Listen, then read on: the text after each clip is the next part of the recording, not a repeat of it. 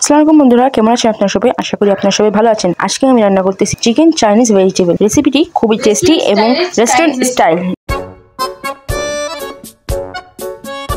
Chicken Chinese vegetable এটি রান্না করতে যা যা প্রয়োজনীয় উপকরণ আছে তা আমরা দেখে নিই। সর্বপ্রথম আমি নিয়েছি ছোট করে কাটা 1 কাপ গাজর, আলু কুচি করে কাটা ও পাতাকপি এবং চিকেন আগে থেকে কেটে সিদ্ধ করে রাখা 1 কাপ বটবটি। এখন আলু গাজর ও পাতাকপিগুলো আমরা ভালো করে সিদ্ধ করে নেব। সিদ্ধ করা সবজিগুলোর পানি ঝরিয়ে নেব। এখন হাফ কাপ পানিতে 1.5 চামচ কর্নফ্লাওয়ার মিক্স করে নিতে হবে। 1 চামচ আদা রসুনের পেস্ট, জিরা, দারচিনি, এলাচি দিয়ে মাংসটাকে রান্না করব। মাংস বলক আসলে এর মধ্যে 1 গ্লাস পরিমাণ পানি দিয়ে দিচ্ছি আমি।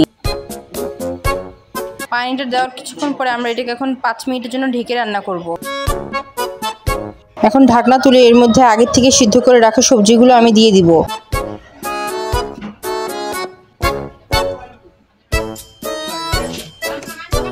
নেড়ে চেড়ে সবজিগুলোকে এখন আমি ভালো করে মিশিয়ে নিচ্ছি।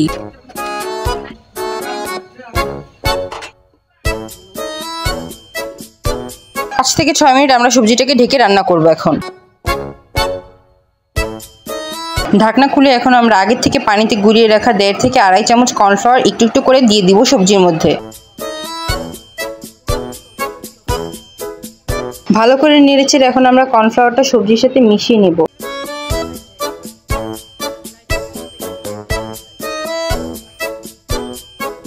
চুলার আগুনটা এখন আমরা মিডিয়াম হিটে রাখবো যাতে সবজিটা পুড়ে না যায়।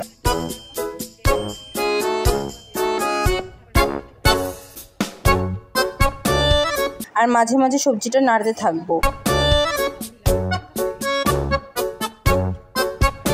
6-7 মিনিট আমরা এটাকে ভালো করে নেড়েচেড়ে এখন কিছুক্ষণ রান্না করব।